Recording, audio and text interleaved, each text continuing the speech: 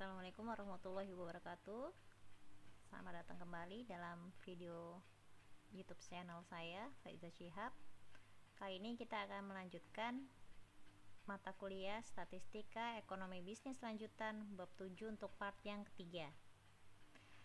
Sekarang kita akan masuk ke dalam topik sampling distribution.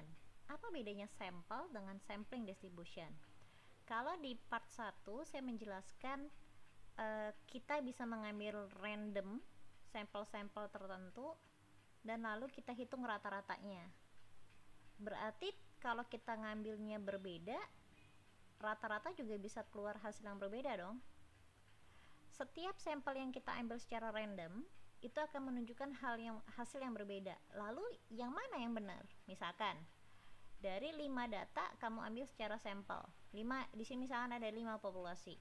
Ada 5, 6, 7, 8, 9. Anggaplah ini populasinya ada 5. Lalu kamu ingin mengambil sampel 2 di antaranya.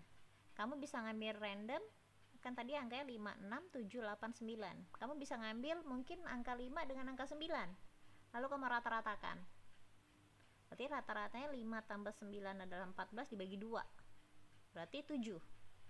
Kalau kamu mengambil rata-rata 6 dengan 7, 6 tambah 7, 13 dibagi 2 adalah 6,5. Berbeda dong X barnya. Berarti setiap kali kita mengambil sampel, point estimationnya atau titik estimasi bisa beda-beda tergantung sampel yang kita ambil. Lalu bagaimana kita bisa tahu angka yang benar yang mana? Karena itu kita menggunakan sampling distribution. Jadi sampling distribution ini adalah untuk mendekati angka sebenarnya dari populasi. Hal terpenting dari sampling distribution, kamu harus tahu dulu jenis populasinya apa. Apakah finite atau infinite. Kalau dalam penelitian itu melihat dari perkembangan datanya. Apakah setiap kali data dikumpulkan itu bertambah terus atau tidak. Tapi kalau dalam soal statistik itu gampangnya adalah ada N besarnya atau enggak. Nanti akan saya jelaskan lebih lanjut. Pada saat populasi yang kamu sedang hadapi dalam soal itu berbeda, maka rumus yang dipakai juga berbeda. Untuk sampling distribution ada beberapa yang akan kita pelajari, yaitu adalah sampling distribution of X bar dengan sampling distribution of P bar. Jadi adalah X bar di sini adalah population mean atau rata-rata dari populasi, P bar adalah proportion population atau proporsi dari populasi. Jadi ini adalah konsepnya. Populasi dengan rata-ratanya berapa sih? Sampel diambil secara acak menghasilkan rata-rata X bar yang tadi saya bilang X barnya bisa beda-beda. Lalu X bar yang digunakan untuk membuat inferensia atau kesimpulan terhadap karakter dari populasinya. Ini adalah gambarnya yang lebih simpel dari penjelasan saya barusan. Oke, sekarang kita lihat dari konsep yang pertama dulu. Sampling distribution of X bar. The sampling distribution of X bar is the probability distribution of all possible values of the sample mean X bar. Jadi, kan tadi ada banyak macam-macam nih X barnya. X barnya tadi ada yang 14, ada yang 13,5, ada yang 13 gitu ya. Itu banyak tuh. Itu yang kita sebut dengan all possible values of the sample mean X bar. Yang kita ingin lihat sampling distribution ini adalah berapa sih probabilitas distribusinya. Jadi kira-kira angka-angka ini dalam suatu perkumpulannya, nilai kemungkinan angka ini memang terjadi, penyebarannya itu seperti apa. Itu yang akan kita hitung. Oke, untuk expected value of X bar itu kita akan hitung dengan nilainya. Karena kita perhatikan di sini X bar adalah perwakilan dari populasi, karena itu expected value atau yang konsepnya adalah rata-rata itu dilambangkan dengan mu atau rata-rata populasi. Kemudian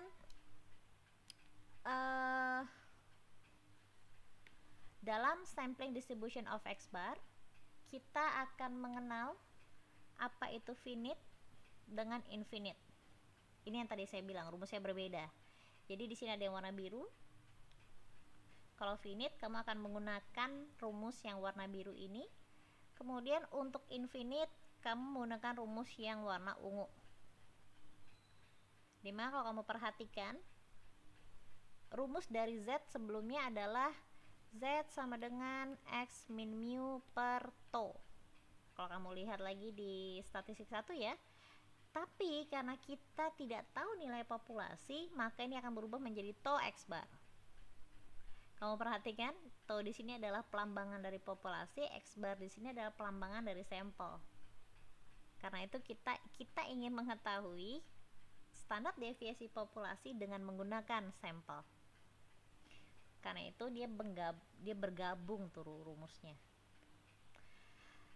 Kalau kamu menggunakan rumusnya itu adalah kalau populasi dalam soal itu adalah infinite, berarti sampel jumlah datanya n-nya itu nggak ada dalam soal. Karena kamu lihat di sini rumusnya nggak ada rumus n ya, nggak ada rumus n besar ya. Kalau dalam soal tersebut ada tertera mengenai data populasi atau n besar, maka kamu akan menggunakan rumus finite yang seperti ini.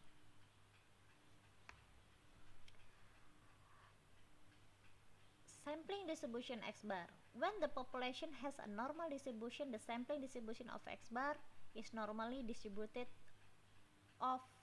for any sample size. Ini lebih ke konseptual metodologi, nanti akan saya jelaskan di playlist metodologi. Intinya adalah kalau sampel yang kamu pakai dalam penelitian itu adalah 30, minimal 30, penyebaran datanya dianggap normal. Konsep normal di sini adalah dia lebih cenderung mendekati rata-rata atau nilai tengahnya.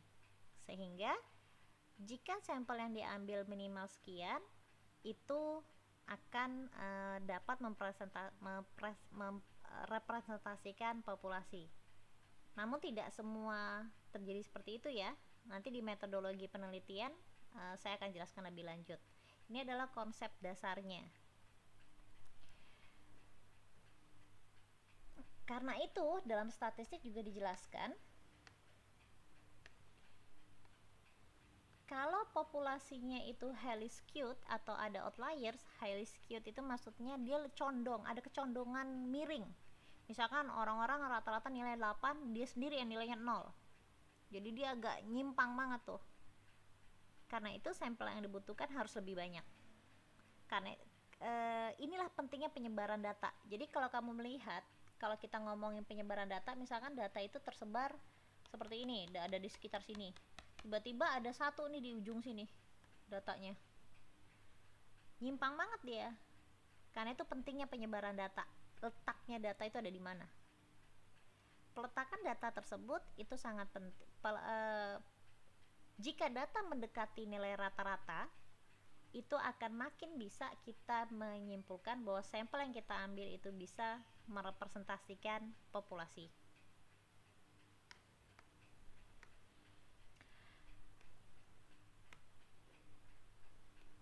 Ada teorema limit pusat atau yang kita sebut dengan central limit theorem yang menyatakan bahwa jika data tersebut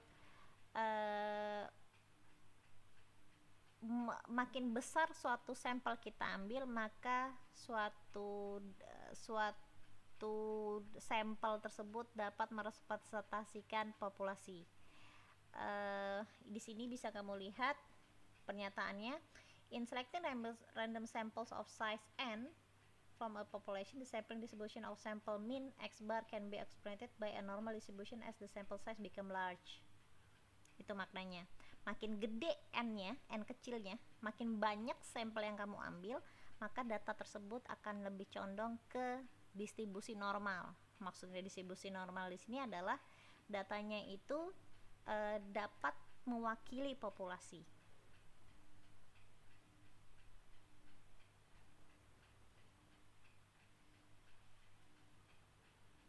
Oke, ini contoh soalnya.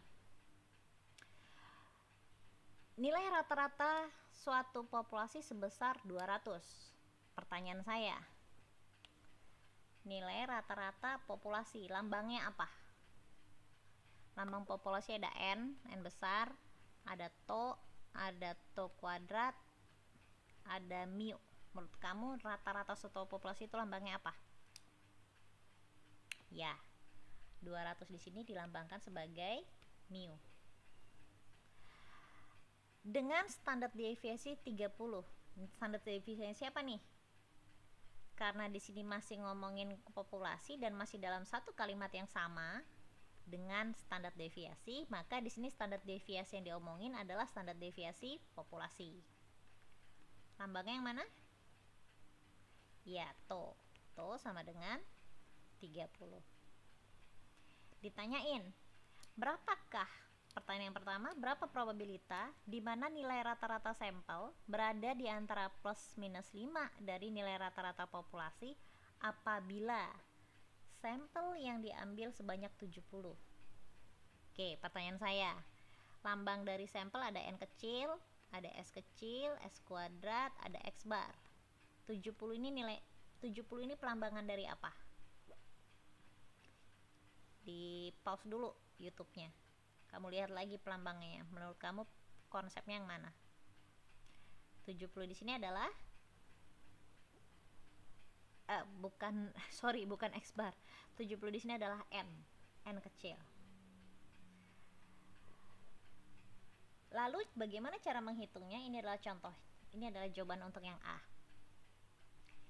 Pada saat kamu ditanyakan berapakah nilai rata-rata sampel berada di antara plus minus 5 dari populasi, dari rata-rata populasi, berarti rata-rata populasi harus tahu dulu dong 200. Berarti 200, bentar ya, 200 plus minus angka 5. Plus minus itu maksudnya dia ada batas bawah dan batas atasnya. Jadi kalau plus minus 5, 200 ditambah 5 berapa? 205. 200 dikurang 5, dia adalah 195. Karena itu ada Z1, ada Z2. Dimana Z1 itu adalah ada 195 dan Z2 adalah 205. Rumusnya ingat, ini adalah rumus dari Z, dimana XI min X bar, XI min mu dibagi to X bar. Jadi kamu yang membedakan hanya XI nya di sini. Karena di sini adalah Z1, maka X nya akan berubah menjadi X1. X1 nya ambil 195. Z2 maka menjadi X2, kamu ambil yang kedua adalah 205. Jadi kamu ambil batas bawah dengan batas atasnya. Lalu kita hitung Z-nya. Rumusnya adalah perhitungannya 195 dikurangi 200 dibagi 30 per akar 80. Kalian harus coba kalkulatornya ya. Cari di kalkulator ketemu angka minus 1,39. Oke. Kemudian berikutnya juga sama. Ketemu angka 1,39. Kalau kalian belum familiar dengan tabel Z, kalian coba lagi dilihat video yang statistik 1 mengenai normal distribution. Oke, jadi kita pertanyaannya adalah berapa probabilitas jika datanya berada di antara 195 dan 205, kan gitu ya. Maka rumusnya, jadi pelambangan simbolnya adalah probabilitas 195 lebih kecil sama dengan X bar, lebih kecil sama dengan 205. Di mana angka 195 di sini berubah menjadi nilai Z-nya adalah minus 1,39. Karena itu dia akan berubah menjadi minus 1,39. Kemudian 205 di sini dia berubah menjadi angka berapa? Z-nya menjadi 1,39. Karena itu X bar di sini akan berubah simbol menjadi Z. Lalu nilainya seperti apa? Kita tinggal lihat tabel Z. Hati-hati, saya tidak menggunakan tabel Z yang kumulatif. Saya menggunakan tabel Z yang gambarnya seperti ini. Tergantung dosen kalian ya. Ada dosen yang cenderung mengajarkan yang kumulatif, itu juga tidak masalah. Tapi yang harus kamu ingat adalah nilai kolom 1 dengan baris 1 itu adalah nilai Z. Tapi nilai di dalamnya yang saya lingkarin di dalam ini adalah nilai probabilitas dari Z. Berbeda ya. Jadi kalau kamu ditanyakan berapa sih probabilitasnya, yang kamu lihat adalah angka yang tengah. Kalau kamu tanyakan berapa sih nilai Z-nya, ya berarti yang harus kamu perhatikan adalah kolom 1 dengan baris 1. Berbeda nih di sini. Lalu bagaimana angkanya 1, tadi Z-nya 1,39. Berarti ada di sebelah mana dia? 1,39 berarti ada di 1,3. Sebentar ya.